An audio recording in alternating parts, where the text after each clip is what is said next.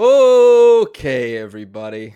It's been a very busy week of Raptors stuff. Trey and I recording almost on the perfect day at the tail end of everything. Of course, I talked a little bit during the middle of it, but Trey has a real job, not something like me. And so he's following up, people, to come catch up on everything to help project not only, where the Raptors are going in the long-term future, but in the short-term future to Vegas, where we will be credentialed and covering the Raptors, the pull-up Trey duo. It's powerful stuff. I'm Samson Folk, for those who don't know. Trevon, how you doing? How you feeling? Mixed feelings. Yeah. I guess like the last week is probably like the most shocked I've been like receiving Raptors news since like Kawhi. It's similar factions too. Like I wake up in the morning, I'm I'm with my lovely wife. She's like, "What are you doing today?" I'm like, "What?" And then I jump out of bed because didn't think it was Almo real. Almo woke me up. I was sleeping, my phone's going off. I go, "Hello?" He's like, "Do you see the bomb that dropped?" And I was like, "Did Iran hit America or something, man?" I was like, "What happened?" And then I look and he's like, "Masai got fired." I was like, "Whoa! Insane. Nuts, man." It was yeah, crazy. How do you well, okay, we'll table that. We'll table that because most people have already heard all the conversations, although your opinion is important, but we will put it towards the back end of the podcast. What I want to get you on first is white men have been getting paid on these Raptors. Uh Mamu and Pirtle both got paid. Do you feel positive about either one? I'm curious where you sit there. I like Jakob. I think it's a positive contract. Like they're for a team that hasn't had really any positive contracts. Like Hmm. Jakob is an above average center, is the top 15 at least. And you protect like they protected themselves in the last year of the deal with like the guaranteed money being tied to incentives. I think it's only roughly so far like $5 million of the last year is guaranteed. So like it's good to have good players, and like Jakob is like important fulcrum of their offense and defense. And like if they're gonna make the playoffs, he's gonna be one of their driving factors. So I was totally okay with it. It surprised me, if you'll remember a fateful hot tub conversation we had where S placed Kevon Looney above Pirtle. I'm surprised. I'm surprised he didn't get the paycheck. What I'm not really sure on, quite frankly, and I'll tell people my understanding of the deal is we'll have two more seasons of Jakob at 19.5 million or around that, and then two seasons after that of around 26, 27 million. Now, the 5 million guaranteed of the last year on the deal thing, I don't know if that's like a straight guarantee that either an option that the Raptors can say yes or no to. I've heard it reported that there's like incentives around that. I don't know if they're likely or unlikely. I'll leave that up to Blake, who can text Bobby or something for all that information, or Grange or whoever the hell has Yeah. that info. Not me, but Jakob accepting his player option, that's a good deal. Like Jakob, as you said, a Yeah. top 15 center. I think, yeah. I think Yeah. he's, probably 10 to 15 somewhere in there. Top 10 Yeah. guaranteed. Maybe that's why Masai doesn't have the job. And no, I'm just kidding. 19.5 is perfectly good. 26, 27, maybe it's a bit rich, but it's all there. The only Yeah. thing is like Jakob will be pretty old by the end of that contract. He will And be, that's yeah. where I wonder, how do you think because on its face, Jakob's production, if you could just tap that in for 19, 19, 26, 27, like around that, that's probably great. But how do you feel about his game aging? He's pretty ground bound already, but will Yeah. he be quick still? I don't have much worry about like him aging just because like you said, like he already is a ground bound player. Like everything that he does, even on defense, like has a lot to do with like his feel and like utilizes his length and size. Like he's still gonna be able to be like a fulcrum at at the mid post and be able to make tons of reads that Yeah. Darko has. And defensively, like maybe he has to be like a straight drop player, maybe at like 32, 33. But like I think with like his size and defensive skill, like he still could be a positive defender in that range. And we've seen like guys like Al Horford is going to sign another contract this year. He's a dang fossil and played great in the playoffs this year. So it's just like I I don't think he's like a risk, not like a massive risk. I think there's worse contracts on this team, honestly. Yeah, Mamu coming in. I think that was a banger of a Wow, pronunciation. I was shocked. Dude, it's so easy for me. It's too easy. He's coming in at the back end. We'll get to him in a little bit. The thing that makes me worry just a little bit is that Jakob has actually been his feet have been awesome defensively for like his whole career. He's had very quick feet for his size. I Mhm. wonder what it looks like as they get a little bit slower. They've already gotten a little bit slower, Yeah. but I agree with you completely. The offense I don't worry about at all. Physicality and like that kind of stuff is important to his game on the boards, but there's so much finesse and just like understanding of his own motion. And Mhm. it's not built out of quickness. It's not built out of like explosive athleticism. He's just smooth. And he Yeah. should be smooth until 34. What's the saying? Uh slow is smooth, smooth is fast, right? Yeah. That's Oh. like a saying. You're in business. You probably heard that a million times. It's in the pitch deck. And In the but pipeline. yeah, exactly. Yeah. Building out the when you're building out a pipeline, slow is smooth, smooth is fast. Um, but I do wonder about the defense by the end of it. Mhm. But I think on like the AAV or AAV, like average annual value, Yeah. it's fine. And they have the center position there. If Shamshay pops off, if they are able to get somebody else in house, if whatever happens, it's fine. It's not a death sentence by any means. It's not a bad thing. I think it's perfectly fine. Now, Mamukelashvili, Sandro, Mamu, you can just call him and people will probably be happy. But you're on the hot seat. I need the pronunciation of the last name. You are famous for thinking every white person that is west of like Kingston, Ontario is Croatian or whatever. Yeah, they're Slavic, bro. Well, All he's right. Georgian, so let's hear it. Hold on. Let me look at the While you look this up, I'll give a quick All right. introduction on him. So Go ahead. he is a very smooth mover with the basketball at his size. I think I don't know if I'd categorize him as an above average shooter. He does fling it a little bit, but he definitely Mhm. has good feel. Yeah. And the stats don't say he's an incredible shooter, although he can definitely get hot. The worry is defensively because I think offensively he has a lot of tools. Like he's crafty around the rim with either hand. He can take off from outside of the paint and like find his way to finish at the bucket. He can put the ball down. He can attack closeouts. He can shoot it well enough that he'll draw those closeouts. That's an interesting facet of a player to have at your Yeah. center position. It's certainly not one that we like when Precious Achua was banging threes. It Oh was like boy. the craziest thing of all time because he could pump and put the ball down, swerve and hit like a jelly layup. You'd be like, whoa, what the hell's going on? Mamu actually can do a couple of those things. And the defense, though, there's something at play here with him like replacing Wemby and then that exacerbating how bad his defensive on-offs and his Yeah. defensive numbers are. But I don't think he's a strong defender. But I think he's a little bit better than people think at first blush, or if you're just looking at his analytics, let's say. And he's 2 years, 5.5 million. It's also what is it, a player option, right? I Yeah. mean, this is a prove it contract, I guess is what people call it. What we've called these types of things in the past. It's hardly any money, Yeah. and he's a skilled player at his size. The Raptors are a team that is going to attack dribbles. They're a team that's going to dig hard in the lane, and they're a team that's going to have a lot of size on the floor. He might fit in pretty well defensively relative to other places. I think it's a cozy fit. Say his name. Mamu. Hold on. Hold on. Hold on. Hold on. Hold on. I thought it was confident. I said it in my head like 3 times. Mamu Kalashvili. Hey, that's pretty good. If you get that every time, you're so good. Like you're clearing the bar for sure. Now that I said all that, I'm curious what you think. How many of his 61 Spurs games did you see last season? I saw like maybe 6. I was gonna say like 5 to 6. I did watch the 34-point game though, because I was laughing at all my Knicks cousins because they really needed to win that game, if I'm not mistaken.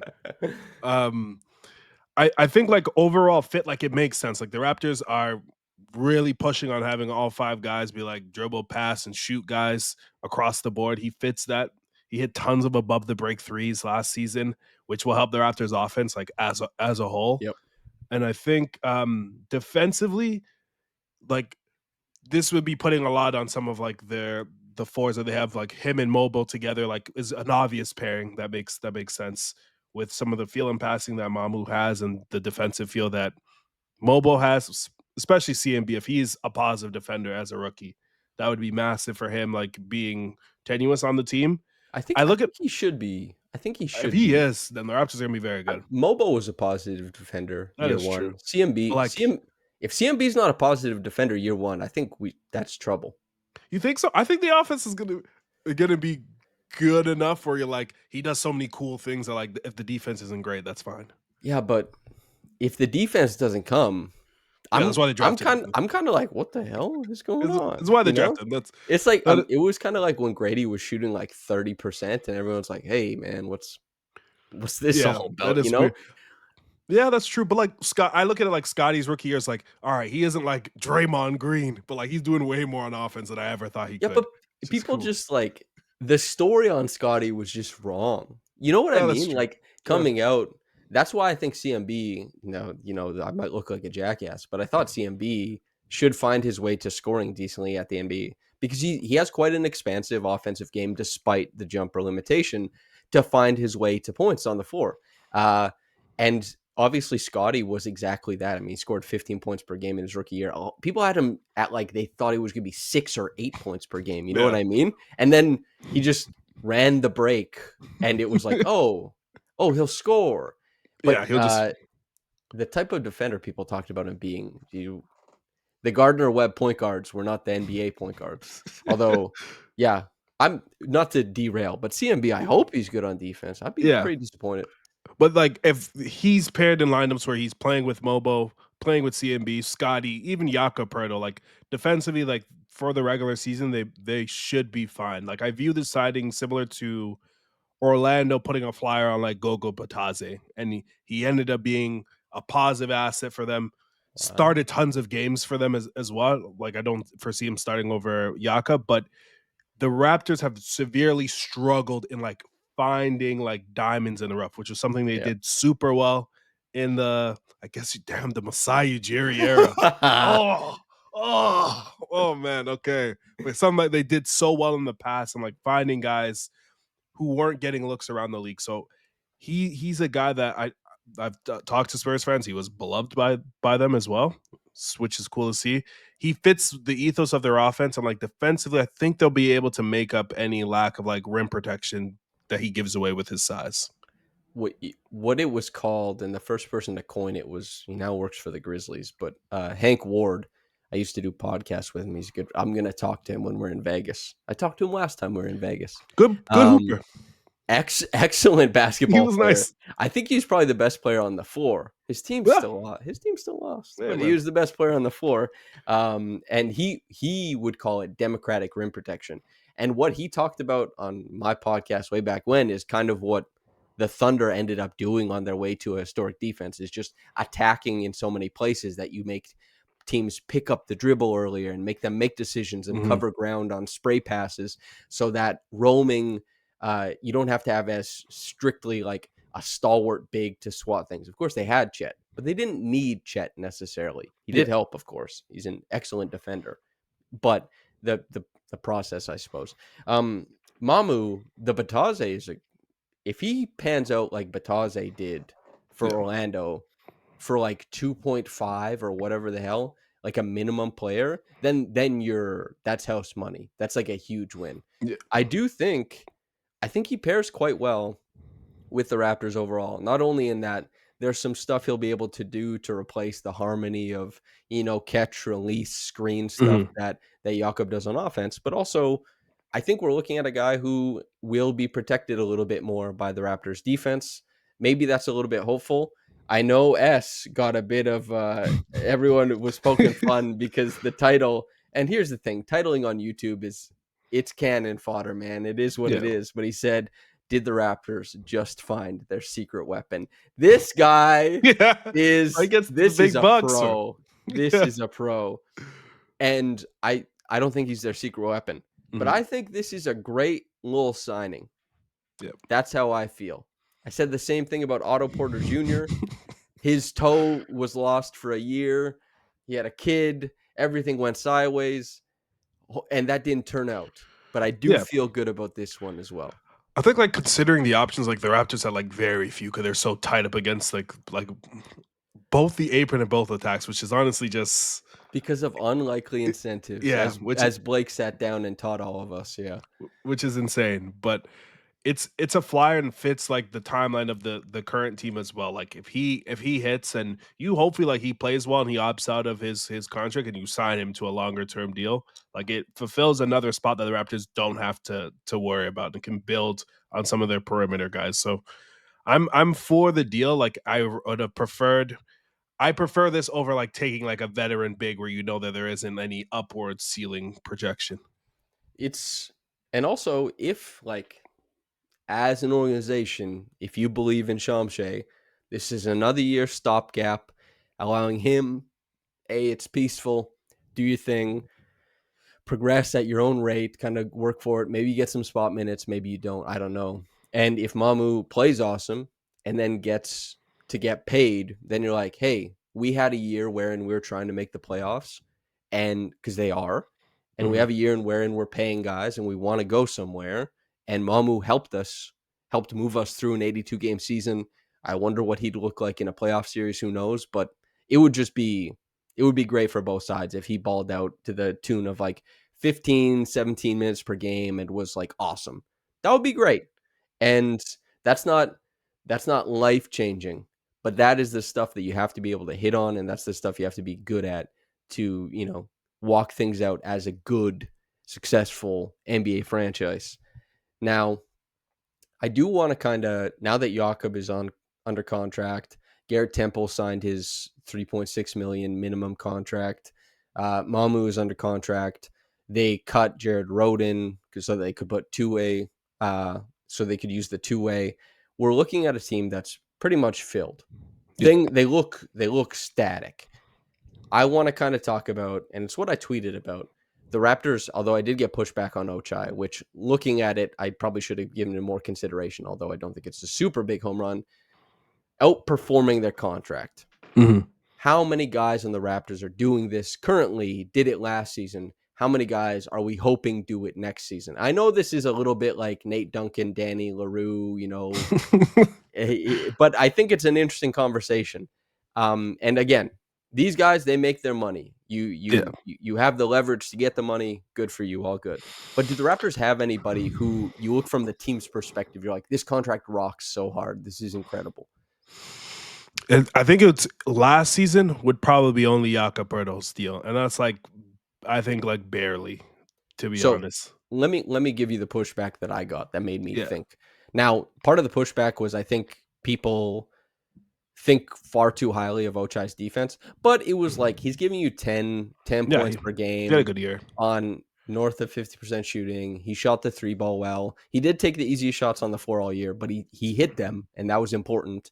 He did not defend that well, but he had hard matchups, and he made like 4 million, four and some change. I think Yeah. probably Ochai.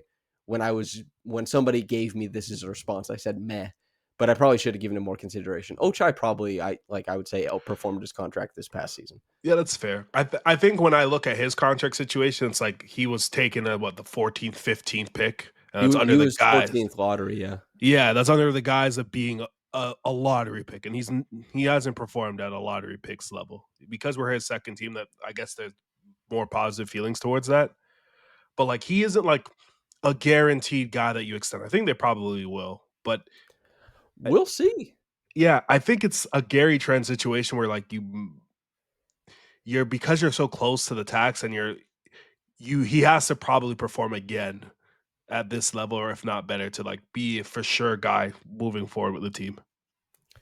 It's also he doesn't have the same cachet as Gary did. Like Gary got traded for Norm, you know what I Yeah. mean?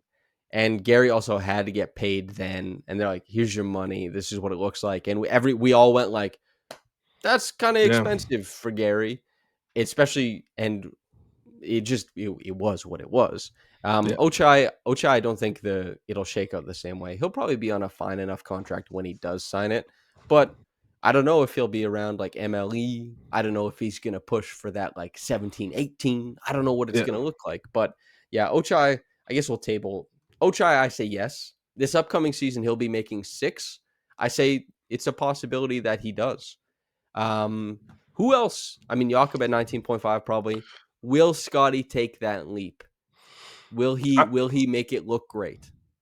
I'm gonna say yes.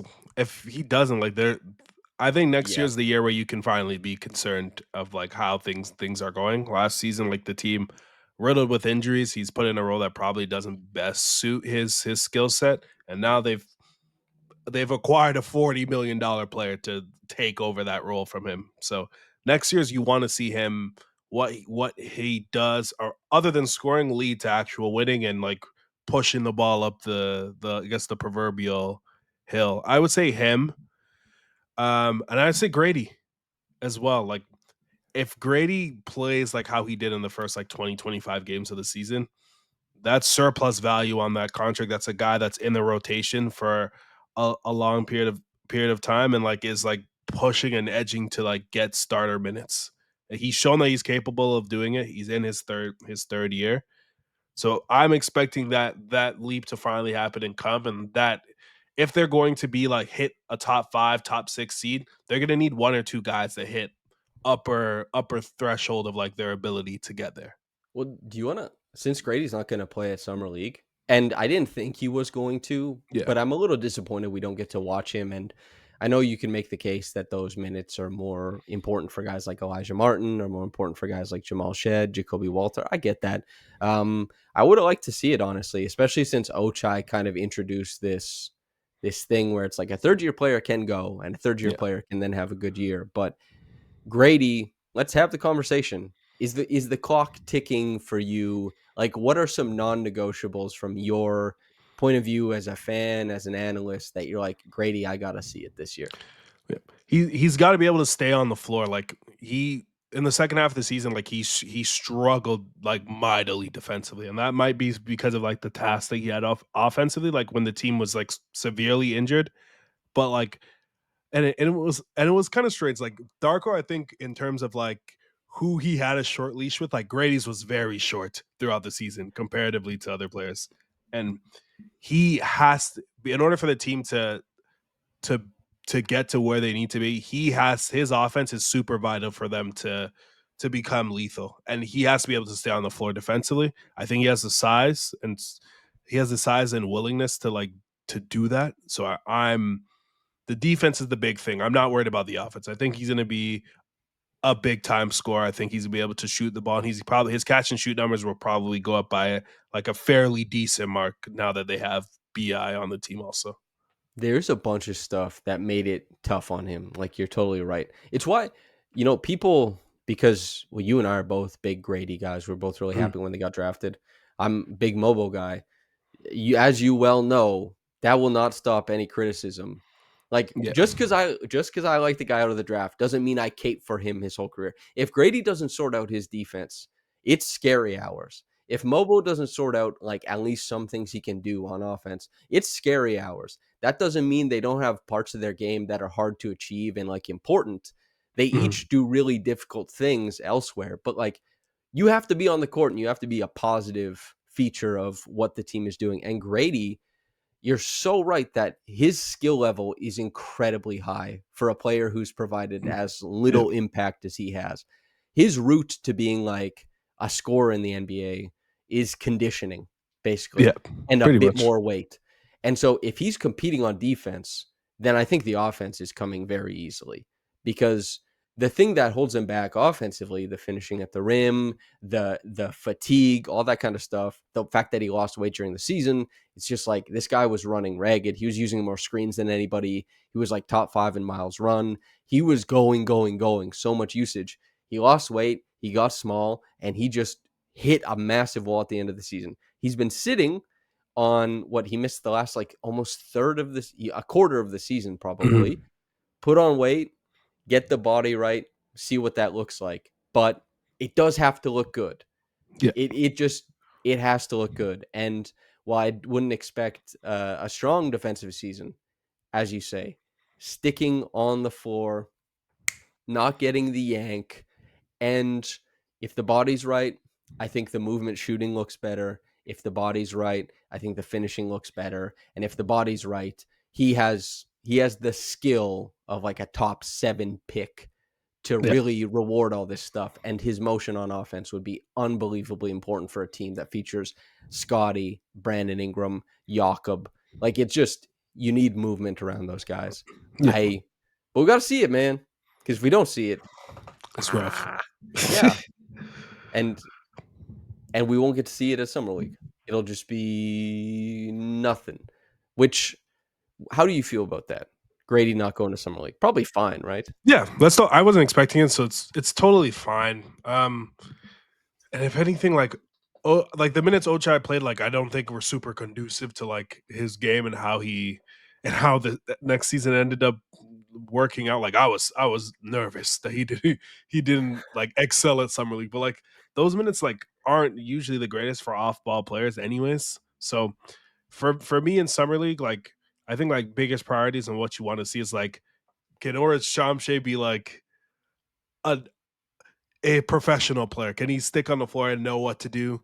Can Jacoby Walter look like he's above this and we pull him 2 games out? And like, has Jonathan Mobo added a couple things? But like, other than that, like Jamal Shed, I'm not expecting him to drop 25 points a game. Like, that's not his game, and that's totally fine. Jamison Battle, too. I think they're going to be really good, though. Much better than the team we saw 2 years ago. I'll tell you that. Yeah. As far as like the Grady stuff, I expected him to be at this point in his career defensively like a negative still, but like, yeah, no, it's fine. And Yeah. honestly, the reason why Summer League is still interesting to me is by this point in his career, I wanted Grady taking some reps on ball.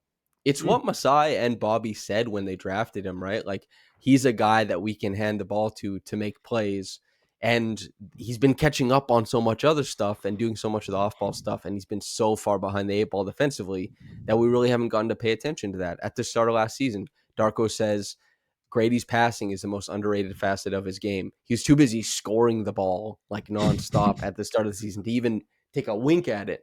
So selfishly, that's what I hope for at Summer League. But obviously, I mean, it didn't happen. So, Yeah. as you said, and we've said this every year, that the Raptors have a good Summer League team, and we've not really seen it rewarded. How do you feel about their championship aspirations down I, in we're, Vegas? we're going we're going to the chip. I'm confident in this team. We're going to the chip. We're going to the chip. We have the leading the Oh, leading man in block percentage oh, in the entire G League. So the summer league should not be an issue. CMB best defender in the draft. Who do you think starts actually? that's a Mobo, good question. Sorry, Mobo or just quickly. CMB? I Yeah. thought you were priming me for the fourth in assists off the bench in the NBA.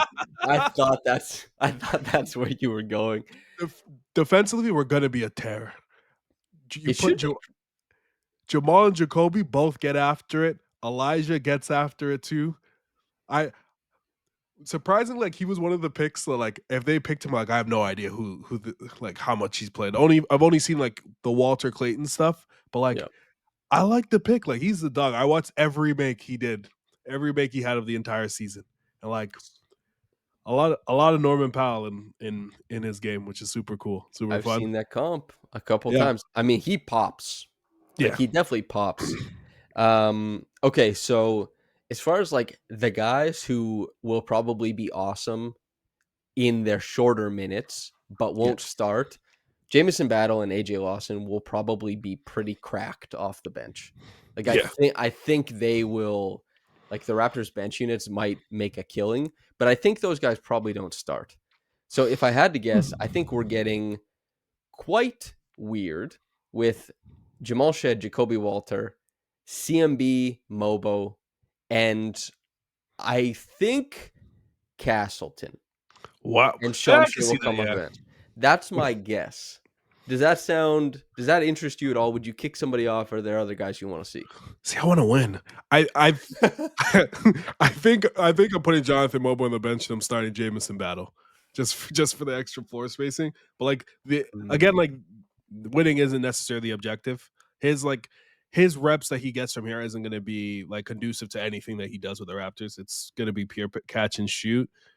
I I do want to see like what it looks like with CMB like playing the perimeter and getting the ball because I do think he has a really underrated handle and actually was a good driver in college. Like, how does he handle that with like size and length? And like Castleton, like starting makes sense for like the continuity of like the offense and like knowing what to do. Like Chomchi is all chaos, which I do love, but it is tough to start.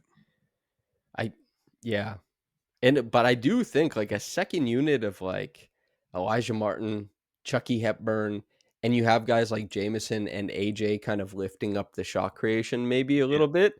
That probably, and one of Mobo or CMB will probably be in there. I guess Amorie will be in there too. yeah. Um, Aniwaniwa Tate Jones. That's a cool name. I don't know if I'm saying it right, but Aniwaniwa is a cool name. Um, I do wonder. I bet they have the pronunciation guard. Aniwaniwa. Aniwaniwa. That's what it Oh, is. okay, Oh, there you go. Do you want to know how anything else is said? Are there any Quincy Guerrier? Okay. okay. Clifford Amori. Oh, so I said it wrong. Okay. Tyson Dagenhart. Ulrich Some Shamshay. shit. Star. Mobo. Shed. They have that on there. I guess. Yeah. Jarkel Joyner.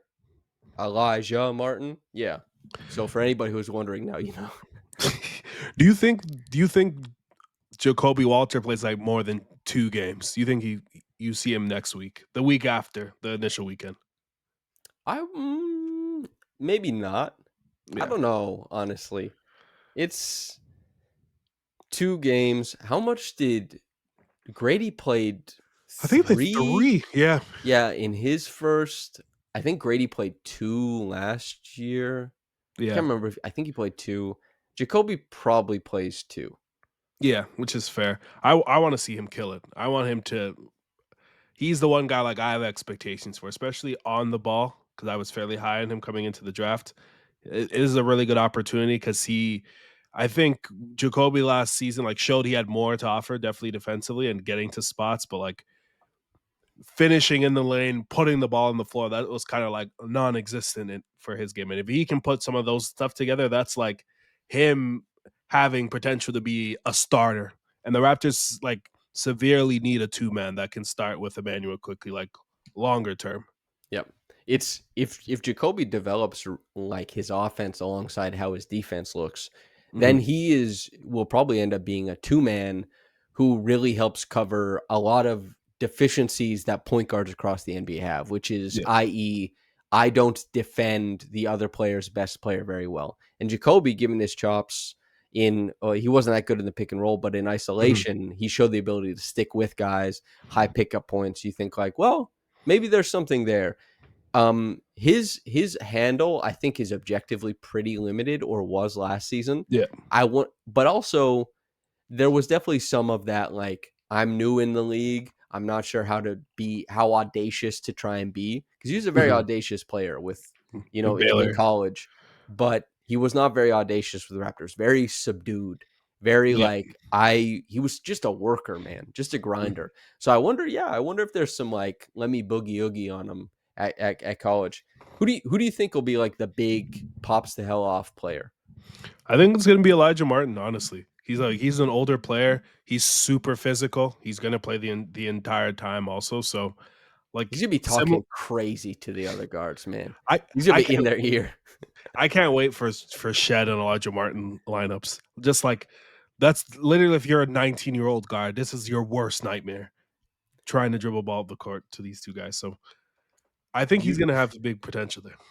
do you remember? Well, of course you do, but the audience may not, even though we did talk about it when we were in Vegas last time, 2023, Yes. and you got asked, "You do a podcast about Pascal Siakam?" Oh my What do you think? What do you think the odds are that you get a redux of that, but with like Scotty Barnes, or does Ingram help juice it enough that like the Raptors have enough interest? Because Ingram is a pretty like for casual watchers, Ingram has some name value He there. does, yeah, high pick too. I don't think it juices Former it up Laker. enough. because the Raptors like haven't been good for a few years.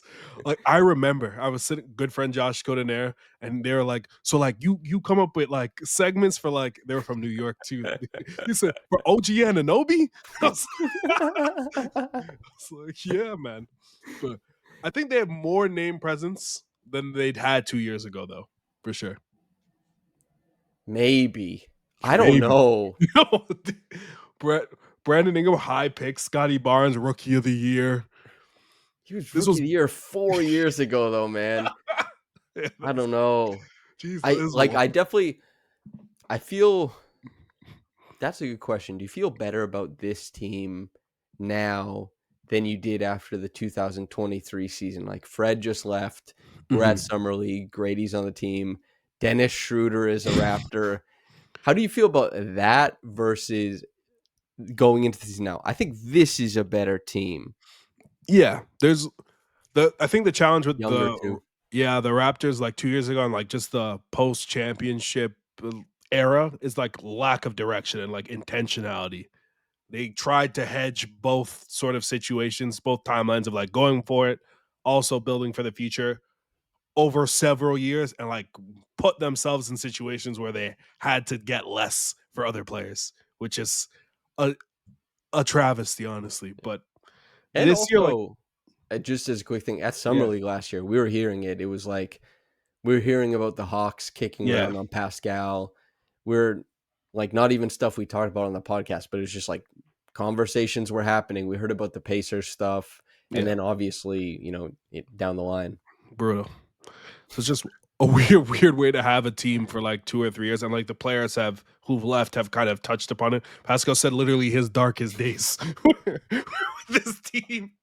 The last 2 years, Uh, Fred Van Vliet was posting antagonist tweets telling people I'm gonna fucking win, and that he did. He did. He showed us wrong. Both Pascal, well, actually, all three, Yeah, Pascal, OG, and Fred, they made out like bandits, yeah, man. they're killers. All of them immediately went to extremely successful teams. Like, I wonder what I would have loved to see Tyrese after 9 points in 7 minutes. I would have loved to see him have his game 7 and see where that game went. But Mhm. Pascal was just in a game 7 for the championship against a historically good team, and he Yeah, got an Eastern Conference Finals MVP or Eastern Conference MVP, oh, whatever the hell. Anyway, and OG was like was probably the second best player. Well, I don't know if he was better than Cat. Defense matters. I don't know. He was yeah, really important for yeah. an ECF team. Fred, the Rockets didn't go as far as they wanted to, but he got paid, which was important. And then Kevin Durant is on the team, and then he got paid again. It was just like, wow, Yeah, these guys have blessings. just crazy. But like this team now, like although expensive and may not have like championship ceiling, like they're going for it and they're trying to do something. So like I'm for with the direction in the future and like at least they've put their chips on the table. Like if they're not good this season, like obviously major changes will happen across probably the entire organization. So I like the stakes, to be honest. The stakes. We have stakes, that's for sure, which allows us to pivot. And I think this team is better than Yeah. that team. Like you and I were not super confident about the Fred Van Vliet to Dennis Schroeder. I Yeah. know a lot of Raptors fans were like, he's much better than Fred because Fred is sneaky and anyway, there's a lot of stuff, but it turns out Schroeder is not better than Fred Van Vliet. The drop off really, and then everything fell apart. This Mhm. team, I think, will make the playoffs. This team, I Yeah. feel pretty good about, and this team, if nothing pans out, they do have the ability to pivot both in the front office and the roster, and that's where I want to take this. Masai Ujiri got fired, man. Insane. The It's floor is yours. it's rough. Like first, like I think like Masai Ujiri is like obviously the greatest like president slash GM the Raptors ever had. But honestly, like over the last 30 years, the best in like Toronto sports. The Raptors have been the most successful team over that period of time. And like the city itself has transformed into like the Raptors used to get sold in a package. I remember you'd get your report card of like, here's 30% off on Raptors tickets. You used to be able to sit in the Sprite zone for $10 when the Raptors weren't good before Masai was here. And like it's a legitimate basketball city because they've had success for like 10 to 15 years now, which is Well, I all. think as Yep. a quick thing too, in this modern era of what like a president slash of basketball operations slash GM looks like, Mhm. he's been one of the best in the NBA. Yeah, I feel easily. pretty comfortable because he doesn't have any of the advantages that a lot of the other, like, greats have. Of course, like, San Antonio is its own thing, but as far as, like, LA and Miami and teams that Mhm. have those historic and, like, big the leaders of men who make signings, the Raptors just don't have the advantages to bring those guys to a Miami to an LA. Like, I think it just bought like pound for pound, he's been one of the best. Obviously, not like lately. There's a lot of misses, but his resume overall deserves Yeah, love. which which is like the last few years, and like the firing, I don't think it's like crazy or super. It's shocking at the timing, but isn't crazy. Like the last few years haven't been successful. They've made obvious bets and pivots that haven't worked out. They they kind of toed the line for several years. I think 2023 is like the deadline is kind of like, all right, they're in a bad situation now where there was very clear that they wanted to pivot. They made a huge bet on Jakob, who's still a fine player, but then you lose to the Bulls in the play-in and you give away a first overall pick. That was really like the TSN turning point, probably for like for me at least, and most When fans. you're like 68, are you gonna say TSN turning point? It used to be crazy. You come back, you're 12 years old, you're walking, you're like, how did this game turn out in the Blue Jays? And Yeah, then they're it's like like the GT is the turning graphic. point. It's Vernon Wells with the he banged a homer and won them the game. Oh man, yeah, that's good. I think for the level of importance for the franchise and how he is, I don't think it was handled the greatest. Like if you're going to fire him, it should be a send off. Like he should have been there at the press conference, giving his goodbyes to the team, the organization, the city, talking about his greatest moments instead of all this uncertainty, all these like non answers about what happened. And I think the weird thing with the situation is that like it's hard to point out that it's basketball because like the current regime is still there and got extended, and they're all a part of those decisions, decisions as well. And if you're looking for a new president, ideally they probably want their own staff. So I don't know. Bobby Webster's going to end up being the president. I know it's been reported he's going to get a look at the job as well, which I think I probably would prefer. I think it would be weird to just hire a new president and then have Bobby Webster still there, honestly. But I just think Probably overall, would be weird for Bobby as well. yeah, it'd be super weird. Like he's been in the line for the job for several years, and it looked like Masai was gonna fade out. Yeah, what you're in like business, isn't there a rule that you want to like change jobs every however many Yeah, years to look dynamic or whatever? yeah. You want to change job every 2 or 3 years because then people look at you and like, why haven't you gotten the big gig? Which Hmm. I guess you could look at him in that sort of sense too. I just think like He's the GM of of an NBA team, and people are like, he's "You not good haven't enough. done anything." Yeah, it's terrible. I just think you enter. I understand like the draft period. I think the first day after the season, you let him go. You have a direction and pivot, and you go towards and have intention of how the team is going to like move forward. And like to have that weirdness and like he's on the phone with CMB as he's getting drafted and he's gone the next day. It's like, Well, that's why we didn't get to meet Colin. oh yeah, We we we didn't. That's happened. We go and meet the guys I, after they get drafted. They come to Toronto and they talk to me. The whole thing. We didn't get that because everybody's like Masai's gone, so yeah. it has to be this whole other circus. It affected things. it's it's just been like terribly managed overall. Like it's just been a shit show, honestly. And I like Did you like Keith Pelly's conference? Did you see any of that? I watched it. I was like, clearly, like they're gonna announce a new president, and they're gonna announce like Bobby Webster's new president. This is more like a mutual thing. And Masai is going off to do his charity stuff. I'm like, that is the only way that you let him go one day after the draft. And I know, like he kind of, I think it was part of that he asked for them to wait till the draft process was over. But like, this is 1,000 times worse, honestly, and it creates more confusion as a fan personally, and it looks like as a front office of how they're going to structure like moving forward. But That's I'm glad Masai was here and he saved us for a time.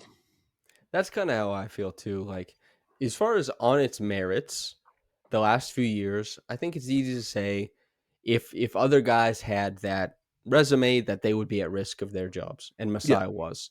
However, there Masai is not other decision makers. He has more cachet for a reason. He's seen mm, differently for a reason. And I also, even if he wasn't fallible, the thing I liked is that he very clearly would go to bat for winning yeah, and like what that meant. And that isn't a guarantee. And I know there are a lot of people who you definitely can critique Masai, his decision making, but it isn't strictly a guarantee that decision makers who are close to the owners will make decisions about winning. yeah, Some decision makers make decisions about money. It just some teams have the luxury of just like we're trying to win, we get to try a lot of stuff. And some teams don't have that luxury. Anybody watch Moneyball? You know, that's something that Masai, while very expensive, had the cachet to push back and try and make those decisions. And I wonder what it looks like going forward. It's weird that it's still Bobby in them, and it's weird that there are discussions about like, well, who's it going to be, and it could not be Bobby. And just yeah, it brings into question like how close were Bobby and Masai? How much of the team is Bobby's decision making? How much is Masai's decision making? It's yeah, always interesting. Even covering the Pacers, like there's like how much is Chad? How much is Kevin? What does yeah. that look like? That relationship is a really unique one. And then you afterwards you have like Grange reports that Bobby wanted to sign Pascal back, but Masai said no. You How have how Mark Stein who convenient. says, yeah, you have Mark Stein who says that Masai was a Malwatch fan, but Bobby and Dan wanted CMB. It's like, but this is just words. I don't Yeah, know. Like, was Bobby like banging on Masai's door, like, call him, man, get him on the phone, give him the money? Like, I don't know. It's yeah. it's it's odd, and the Raptors front office situation has been the opposite of odd for a very long time. So it's just new, and we'll see. Do you have any? I don't give I don't give a shit. Like Bob No, Myers or Stratzis, I don't I, know. I Ah. there's literally as a fan, there's literally nothing you can point to and go like, he's gonna be the guy. He's gonna do it. Like Bob Myers, he didn't even draft Steph Curry. So it's just like, what am I gonna say or point to like that he done or that I know personally that he's gonna change? Draymond is the one who got KD to Golden State anyway. Exactly. It's just like all this like randomness and like even with like the whatever president that they do hire, Bobby or not, the team is locked in. The team is locked in at least for the next year. There's no physical change that is going to happen Yeah, from we now did until 12 minutes on a guy who makes $2.6 million a year. That's where yeah, we are. This team is yeah. not changed. So like it's not gonna have an effect on winning. Like obviously if the season doesn't go right or it goes really well, like they'll have impact on that. So like for me, like the Raptors have always drafted really well. If as long as they continue to keep doing that and they get better at winning trades, which is odd. Masai used to win at such a like a high level, but winning trades, especially those smaller trades in the aggregate, it's like the Pacers is such a perfect example because like they Pascal was a home run for them, but like they got most of their starters in deals that didn't look like home runs initially. Even like getting Tyrese for Sabonis wasn't like a perfect home run deal initially. Like the Kings made the playoffs, Sabonis has made the All NBA team, but like they won that deal. They won Aaron Nesmith. They've drafted Andrew Nemhard. It's just like those little wins is what the Raptors have been missing out on. Yeah. And it's just like, and the guys like Ben Shepherd hasn't been incredible. I don't know if he'll be on the team after his rookie contract, but he gave them minutes and he allowed them defensive versatility. I mean, Benedict Mathurin is both giving them like a lot of production in some sense, but also as a 6 overall pick is not like he's heading into year 4. We don't even know what a 6 overall pick looks like because like 4 and 6 is pretty close. If Scotty Barnes Yeah. was having the career that Matherin had at pick 6, we'd be like, man, I wish this was better. And Jarris Yeah. Walker, 100%. right, at 7 or 8, I can't remember which one. I think Yeah. 7. Like I like both those players. They have careers ahead of them, but it's not like Indiana knocked everything out of the park. They got Nemhard, but everything else was like trades. And Yeah. Miles Turner just left, and he was a guy they drafted and kept. But Miles Turner, boy, did he limit a lot of what they were able to do in the last two, like against the Celtics the year before, against Mhm. just really struggled as they were trying to play high level basketball. So, I mean, winning trades is important. Identifying those guys. Not everyone's Brian Colangelo bringing you Kyle Lowry. Just like I read the and I the read that Zach Lowe report. They said, "Oh, the Raptors analytics team said he's a top 10 point guard Top 10 hiding in player. plain sight." Oh, Oh. The Raptors championship was built on trades and winning those ways, like getting Serge yeah. Ibaka, getting Marc Gasol, having Danny Green as the filler, which is insane. The filler for Kawhi Leonard. It's just like Grievous Vasquez it's, became it's, Norm and OG. yeah, it's just like winning on like those like micro trades is what the Raptors need, and they've made everything has been like a big bet, a big splash, like trying to like resurrect what that championship team was, and like it hasn't panned out. Like the Pascal trade, we'll see with Brandon Ingram. OG Anunoby trade is a loss, sadly, and and like Fred VanVleet, that I don't blame them for that one. Like I never foresaw him getting $40 million and it working out like that. I bet when they saw it come down the pipe that he got 43 million a year, they were probably like, "Damn." Because Yeah, wasn't it rumored that they went to 36 and they're like, "We can yeah, give you 36." And they were probably, and we did our mock negotiation where I can't remember who was who, but we settled at 28 and we're yeah. like, well, he'll probably be pretty happy with that. He got 15 more million a year. That's Bet crazy. on yourself, man. And Fred has just navigate. He went to the team that was ready to make a leap and was overly dependent on his skills, like overly dependent.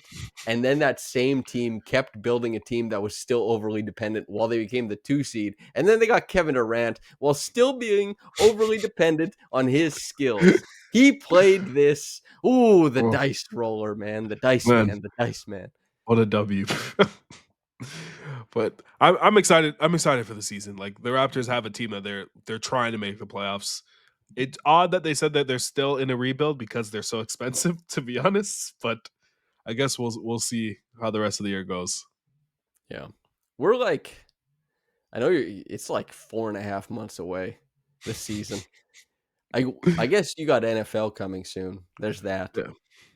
We Love said, Love Island's chewing innings for me. I'm freaking happy. and how happy are you that this is the one night we're recording that it wasn't on? Oh, it's actually elite. Love Island, like I'm in my house and like me and my wife are like Stephen A and and Skip. I'm like, he doesn't like her. And she's like, of course he does. Of course he does. And we're debating back and forth. Two episodes later, you see the guy goes, I don't really like her like that. And I lose it Boom!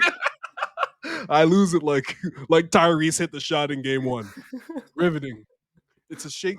It's the Truman Show meets a Shakespearean play. Wowzers! Wowzers. That's probably where we can leave the podcast at. I'll be here on Saturday to talk about something, the Raptors, I presume, and then we'll be talking to you from Vegas.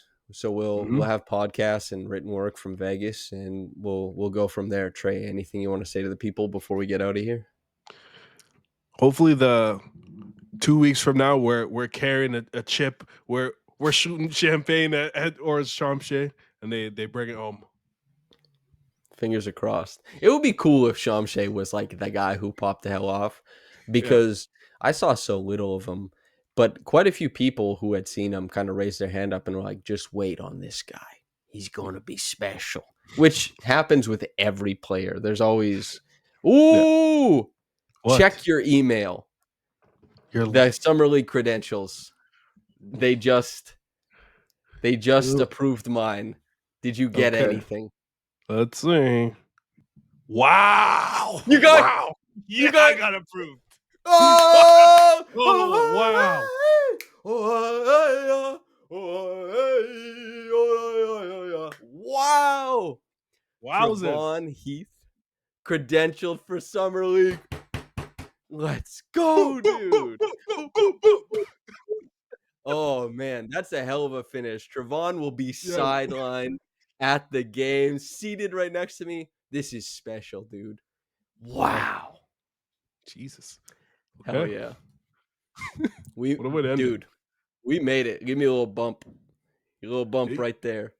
Hell yeah. We made it. All right, that's special. That's a little keepsake you get to keep forever. Mhm. That also goes on the resume too. Yeah, every once in a while I cover the NBA, you know. All right, everybody.